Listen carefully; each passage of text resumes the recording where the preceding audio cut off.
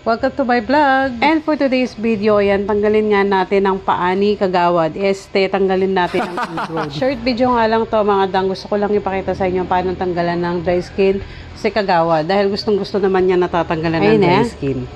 So ayan, Kagawad ninyo nagpa-opera ng paa.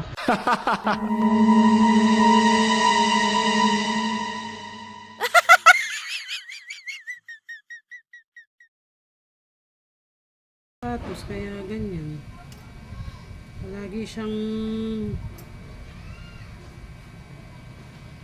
kita mo naman dyan. Ayan o. Nakikita mo naman. Sa puntong ito, sobrang nararamdaman na ni Kagawad na masakit na talaga yung paa niya. Buti na nga lang nakisama na tong dry skin na to. Ay ne, masayaya pang mau-opera ay Kagawad. Mailiya pang mamay.